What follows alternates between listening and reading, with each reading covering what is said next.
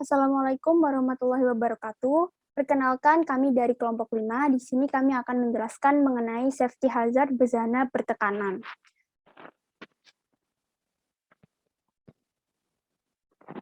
Untuk anggota dari kelompok 5 sendiri, itu terdiri dari yang pertama ada saya, Fitri Prihardani, NPM 3, kemudian yang kedua ada Yolanda Silvania Gunawan, NPM 21, dan yang ketiga ada Ayu Hanifah, NPM 26. Untuk yang pertama yaitu mengenai bejana bertekanan, di mana bejana tekan sendiri merupakan suatu wadah tertutup sebagai penampungan fluida bertekanan, di mana fluida yang disimpan itu dapat mengalami perubahan fase saat berada di dalam bejana tekan. Tekanan dalam bejana itu biasanya lebih tinggi daripada tekanan luar. Penggunaan bejana tekan biasanya digunakan untuk menggabungkan antara tekanan tinggi dan suhu tinggi fluida yang mudah terbakar atau material dengan tingkat radioaktif yang tinggi. Titik bejana tekan merupakan salah satu alat proses suatu industri yang penting khususnya untuk industri kimia dan pembangkit listrik seperti pada pembangkit tenaga nuklir. Dasar hukum K3 perancangan bejana pertekanan sendiri di Indonesia, dasar hukum pengawasan penerapannya yang pertama ada Undang-Undang Nomor 1 Tahun 1970 tentang keselamatan kerja, yang kedua yaitu mengenai Peraturan Menteri Tenaga Kerja tahun 1982 tentang bejana tekanan, dan yang ketiga mengenai Peraturan Menteri Tenaga Kerja tahun 1982 tentang kualifikasi jurulas.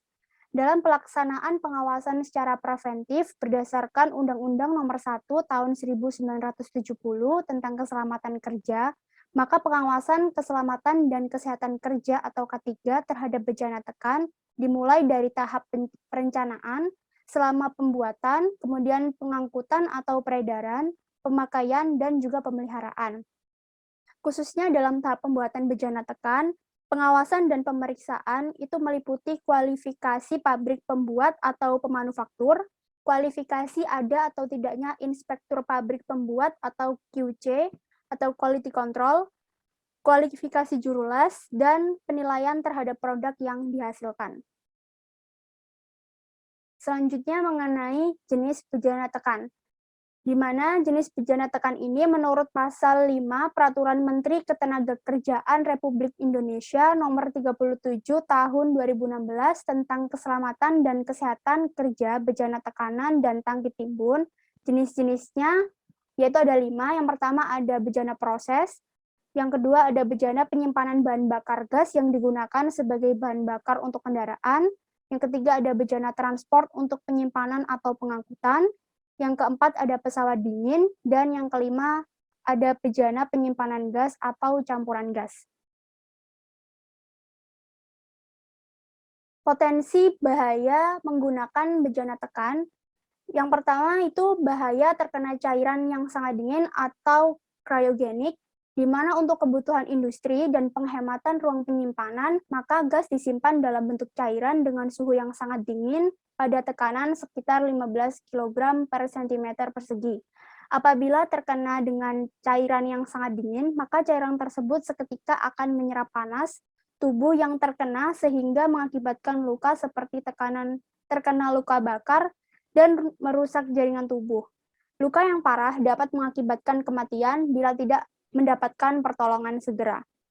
Kemudian yang kedua, yaitu bahaya terhadap peledakan, di mana semua jenis gas bertekanan yang tersimpan di dalam bejana mempunyai bahaya meledak karena ketidakmampuan lapisan atau dinding bejana dalam menahan tekanan gas yang ada di dalamnya. Di samping itu, gas bertekanan dapat meledak disebabkan karena menurunnya kekuatan tabung akibat korosi maupun benturan-benturan pada bejana yang melampaui batas-batas toleransi, sehingga dapat meledak secara tiba-tiba. Selanjutnya mengenai ruang lingkup K3 bejana bertekanan, di mana ruang lingkupnya sendiri terdiri dari perencanaan, pembuatan, pemasangan, pengisian, pengangkutan, pemakaian, pemeliharaan, perbaikan, modifikasi, penyimpanan, pemeriksaan, dan pengujian. Untuk slide selanjutnya akan dijelaskan oleh rekan saya. Baik, untuk selanjutnya ada syarat-syarat K3 bejana bertekanan, di mana menurut Peraturan Kemenaker RI nomor 37 tahun 2016 pasal 7, pada ayat 1, syarat-syarat K3 perencanaan bejana meliputi yang pertama pembuatan gambar atau konstruksi, instalasi, dan cara kerjanya. Yang kedua, perhitungan kekuatan konstruksi. Yang ketiga, pemilihan dan penentuan bahan pada bagian utama harus memiliki tanda hasil pengujian dan sertifikat bahan yang diterbitkan oleh tenaga yang berwenang. Yang keempat, menyediakan lembar data keselamatan asetilen dan aseton, khusus pembuatan bejana penyimpanan asetilen dan aseton. Kemudian yang kelima, pembuatan gambar konstruksi alat perlindungan dan cara kerjanya. Pada ayat 2, pembuatan bejana meliputi persyaratan. Yang pertama, pembuatan spesifikasi prosedur pengelasan WPS dan pencatatan prosedur kualifikasi PGR bila dilaksanakan dengan pengelasan. Yang kedua, pembuatan harus sesuai dengan gambar rencana. Yang ketiga, perencanaan jumlah bejana yang akan dibuat. Kemudian yang keempat, penomoran seri pembuatan. Dan yang kelima, rencana jenis zat pengisi.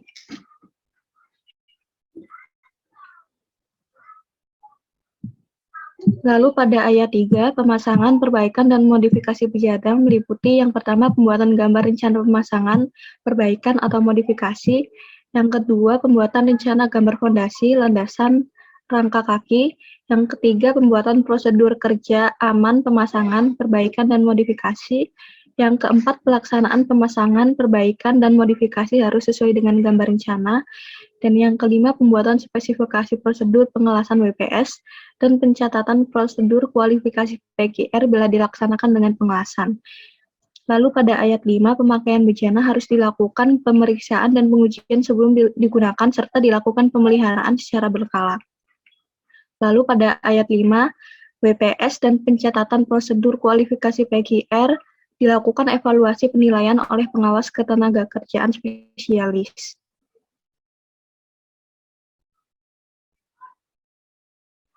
Selanjutnya, alat perlengkapan dan alat pengaman, di mana yang pertama ada pengukur tekanan atau pressure gauge atau manometer. Kemudian yang kedua ada gelas penduga atau level gauge. Kemudian yang ketiga ada pengukur panas atau termometer. Yang keempat ada tingkap pengaman atau safety valve. Dan yang kelima ada plat nama.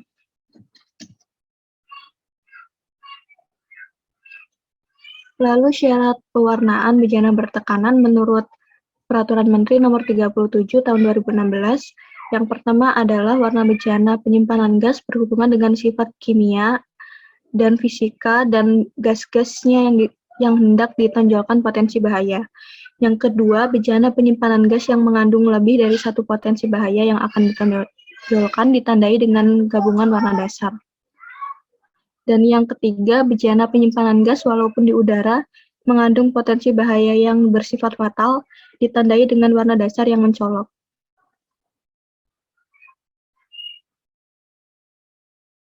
Kemudian syarat penyimpanan menurut Peraturan Menteri Nomor 37 Tahun 2016, yang pertama bangunan tempat penyimpanan bejana, penyimpanan gas, dan bejana transport dengan jumlah yang besar harus terbuat dari bahan yang tidak mudah terbakar, dan lantai harus terbuat dari bahan yang tidak menimbulkan percikan api. Yang kedua, bangunan tempat penyimpanan harus mempunyai ventilasi yang cukup dan harus mempunyai pintu keluar atau pintu penyelamatan.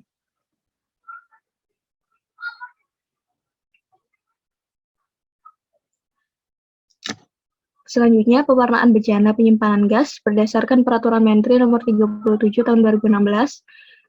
Yang pertama, klasifikasi warna berdasarkan potensi bahaya yang dimiliki meliputi jenis gasnya yaitu inert atau mencekik dengan warna Dahlgren RAL nomor 6018. Yang kedua, pengoksidasi dengan warna light blue RAL nomor 5012.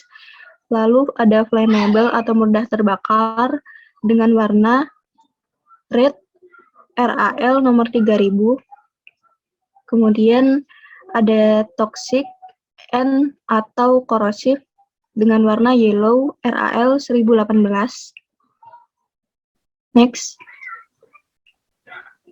Kemudian klasifikasi gas-gas spesifiknya, jenis gasnya asetilen dengan nomor molekul C2H2 dengan warna pada bahu bejana yaitu maroon color 541 pin BS 381C atau RAL 3007 black red. Kemudian yang kedua ada oksigen yaitu O2 dengan warna white RAL nomor 9010.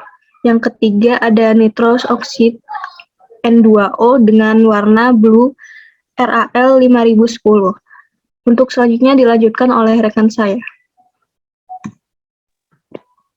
Baik, selanjutnya yaitu pelabelan bejana penyimpanan gas berdasarkan Peraturan Menteri Nomor 37 Tahun 2016.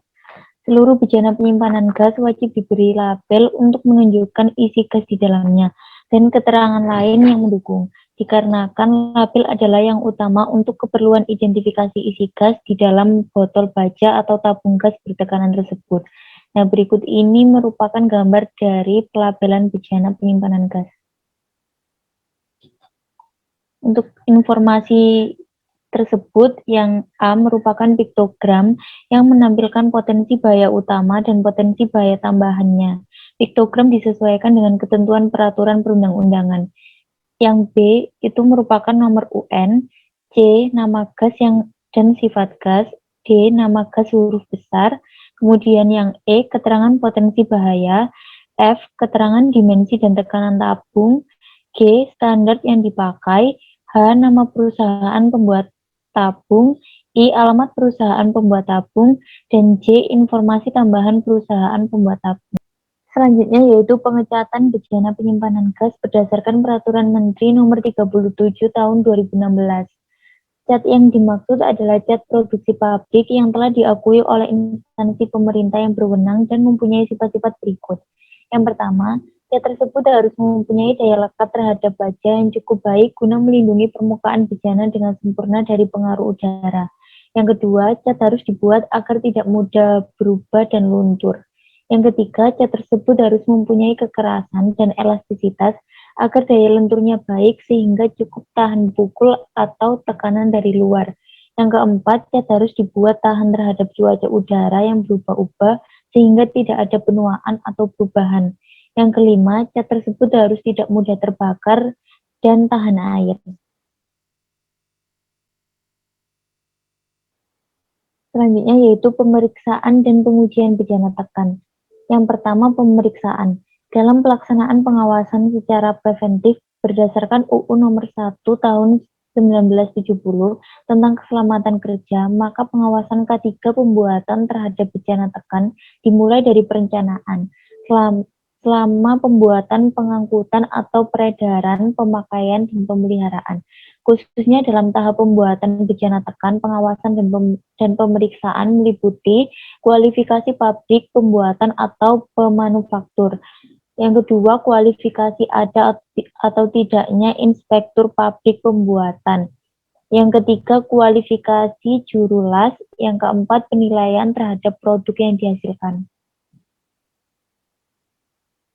Yang B, ada pengujian. Untuk pengujian bahan meliputi hal-hal sebagai berikut. Yang pertama, bahan induk atau komponen standar, yaitu pengujian sifat-sifat mekanis dan analisa komposisi kimia. Kemudian bahan pas-lasan, yang pertama pengujian sifat-sifat mekanis, kemudian pengujian sifat-sifat penggunaan, kemudian pengujian kadar hidrogen, dan analisa komposisi. Selanjutnya yaitu pedoman bejana tekan. Yang pertama harus mempunyai harga tekanan yang sesuai dengan tekanan kerja pesawatnya. Batas rendah tidak kurang dari 1/4 tekanan kerja dan tidak lebih dari 2 kali tekanan kerjanya. Yang kedua harus mempunyai angka-angka jelas dan mudah dibaca dengan tanda maksimum yang diperbolehkan. Sekian presentasi dari kelompok 5, kurang lebihnya kami mohon maaf. Wassalamualaikum warahmatullahi wabarakatuh.